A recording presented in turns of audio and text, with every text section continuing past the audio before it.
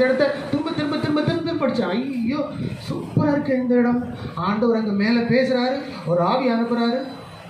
அவன் யுத்தத்துக்கு போகிறான் பாருங்க. அதே அதிகாரத்தில் நீங்கள் பார்த்தீங்கன்னா ஆகாப் யுத்தத்துக்கு செல்லுகிறதை நாம் பார்க்க முடிகிறது. வேஷம் மாறி போறாரு பாருங்க. 29வது வசனம்.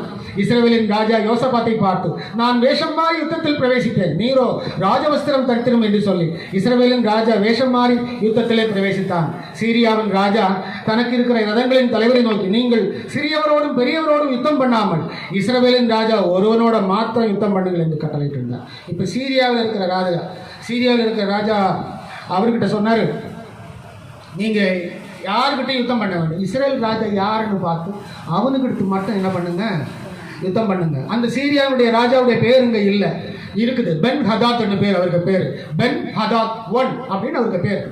அந்த கிமு 850 சீரியாவில் இருந்தவர். சீரியா இன்னைக்கு இந்த ராமோத் கிலாயாத் வந்து இன்னைக்கு எங்கே இருக்குன்னா, இன்னைக்கு அதையும் அந்த லொக்கேஷன் தான் உங்களுக்கு சொல்கிறேன். எங்கே இருக்குது தெரியுமா? ஜோர்டான் நாட்டினுடைய லாஸ்ட் பகுதியே இருக்குது. ஜோர்டான் நாட்டுக்கும் சீரியா நாட்டினுடைய பார்டரில் இருக்குது. ஆனால் இந்த கிளையாத் அப்படிங்கிற அந்த இடம் வந்து இப்போ வந்து யாருடைய கண்ட்ரோலில் இருக்குன்னா ஜோர்டான் நாட்டுடைய கண்ட்ரோலில் இருக்குது. ஆனால் அது சீரியா பார்டரில் இருக்குது.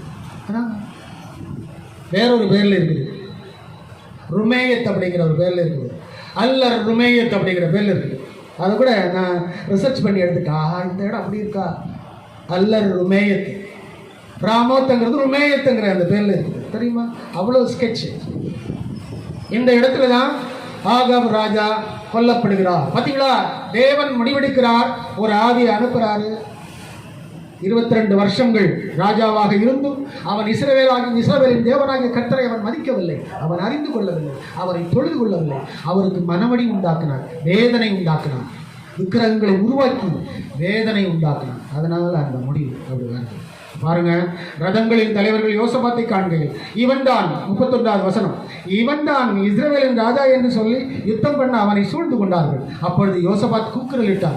யோசபாத் என்கிறவர் யூதாவின் ராஜா. அவர் ஐயோ ஐயோ ஐயோ ஐயோன்னு கத்துறாரு. உடனே அவர் ஆண்டவருக்கு பயந்தவர். உடனே என்ன பண்ணார் பாருங்க. அப்பொழுது யோசபாத் கூக்குரலிட்டார். கர்த்தர் அவனுக்கு அனுசாரியா இருந்தார், அவர்கள் அவனை விட்டு விலகும்படி செய்தார் அப்படின்னு இருக்கு. பார்த்தீங்களா? கர்த்தருடைய நாமத்தை நாம் கொள்ளும் பொழுது ஒரு ஆபத்து வரும்போது நம்ம அதை விட்டு விலகும்படி கூட கர்த்தரால் செய்ய முடியும். இவன் இஸ்ரவேலின் ராஜா அல்ல என்று ரதங்களின் தலைவர் கண்டபோது அவனை விட்டு திரும்பினார்கள். ஒருவன், இப்போதான் எங்க ஆகாப் ராஜாவுடைய தலைவிதி அங்க மாறுது.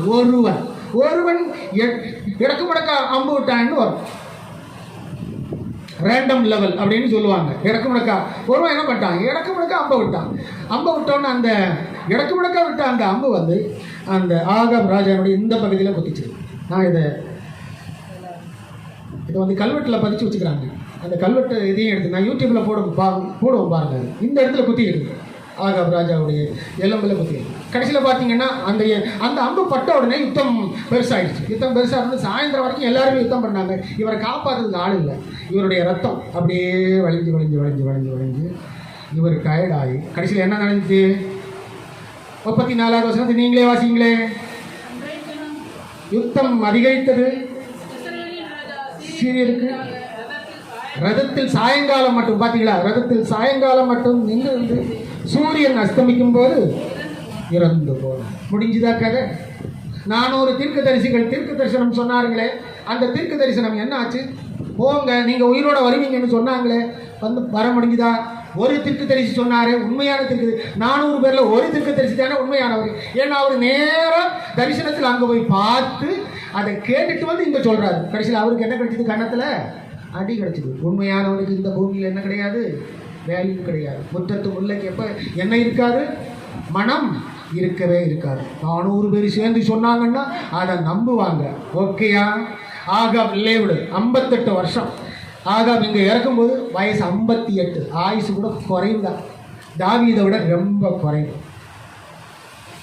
He never obeyed God.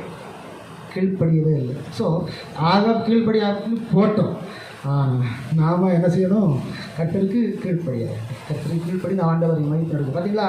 நம்ம உயிர், நான் அடிக்கடி சொல்லுவேன்ல, நம்முடைய நாள், நம்முடைய நேரம், நம்முடைய காலம், நம்முடைய வாழ்வு எல்லாம் கர்த்தர் கணக்கு வச்சுக்கிறார். அப்படியே ஆண்டவரே இன்னைக்கு என்ன என்ன தரீங்க, என்னுடைய ஃப்யூச்சர் என்ன, எனக்கு உங்களை விட்டா எனக்கு யாருமே இல்லை அப்படின்னு நாம் நினச்சி கர்த்தரை மட்டும் சார்ந்து நின்னோன்னா விடவே மாட்டார். இப்போ பார்த்தீங்களா, ஆகாப் என்ன செஞ்சாரோ ஆகாவுக்கு அதே பிரதிபலன் வந்தது. ஆனால் சங்கீதத்தில் தாவீது என்ன சொல்றாரு தெரியுமா, கர்த்தர் நம்மை நினைத்திருக்கிறார். பார்த்தீங்களா, கர்த்தர் நம்மை நினைத்திருக்கிறார், அவர் ஆசீர்வதிப்பார். இஸ்ரவேல் குடும்பத்தாரை ஆசீர்வதிப்பார், ஆரோன் குடும்பத்தாரை ஆசீர்வதிப்பார். கர்த்தருக்கு பயப்படுகிற பெரியோரையும் சிறியோரையும் ஆசீர்வதிப்பார். அதுதான் நான் உங்களுக்கு முதல்ல அந்த டைட்டில் நான் உங்களுக்கு சொன்னேன். பார்த்தீங்களா, கர்த்தர் உங்கள் மேல் பிரியமாக இருக்கிறார். சங்கீதம் 147:11 அது சொல்லுது. உங்களை பற்றி பேசுகிறார். ஆகாவை பற்றி ஆண்டவர் பேசினார், அதனால் உங்களை பற்றி பேசுவார். என் பிள்ளை பாரு இந்த பூமியில் கிடந்து கஷ்டப்படுது அப்படின்னு, என்னை பற்றி எவ்வளோ விஷயங்கள் என்னை பற்றி மற்றவங்களுக்கு சொல்லிட்டு இருக்கு பார் அப்படின்னு சொல்லி கர்த்தர் உங்களை பற்றி பேசுகிறார். சங்கீதம் 147:13 சொல்லுகிறது, கர்த்தர் உங்களை ஆசீர்வதிக்கிறார். அதனால கர்த்தர் நம்மேல் பிரியமாக இருக்கிறார், நம்மை பற்றி அவர் பேசுகிறார், நம்மை ஆசீர்வதிக்கிறார். எனக்கு ஒத்தாசை வரும் பர்வதங்களுக்கு நேராக என் கண்களை இருக்கிறேன். வானத்தையும் பூமியை உண்டாக்குன கர்த்தரிடத்திலிருந்து எனக்கு ஒத்தாசை வரும். அவருடைய நம்பிக்கை அது மட்டும்தான். எனக்கு ஒத்தாசை வரும் பர்வதங்களுக்கு நேராக என் கண்களை இருக்கிறேன். இப்படி இஸ்ரவேலின் 7வது ராஜா இப்படி அவர் இறந்து போனார். 22 ஆண்டு காலம் இஸ்ரவேலை ஆளுகை செய்த 7ஆம் ராஜா கடைசியில் ஆண்டவருடைய பிள்ளையா இல்லை. 58வது வயசுல இறந்து போனார். ஓகே, நம்ம வாழ்வில் நம்ம நினச்சி பார்க்கணும், கர்த்தர் இல்லைன்னு நம்ம ஒன்றுமே இல்லை. நாம் ஒரு பழுத்த இலை மாதிரி, ஒரு மரத்தில் பாருங்கள், அந்த துளிர் இலைகள் வந்து நல்ல அதுக்கு கீழே இருக்குது இன்னும் கொஞ்சம் முத்தினதாக இருக்கும். இன்னும் அதுக்கு கீழே பார்த்தீங்கன்னா அது வந்து பழுத்த இலை. இப்போ நாங்கள்லாம் பழுத்த இலைகள். ஆமாம், இன்னும் வயசாச்சு இல்லை. ஓகே, இல்லையா இல்லையா, நீங்கள் எல்லாம் அந்த மேலே நிற்கிற அந்த இளம் தளிர்கள். ஆனால் ஒரு நாள் அந்த இலையும் என்ன பண்ணும், பழுக்கும்.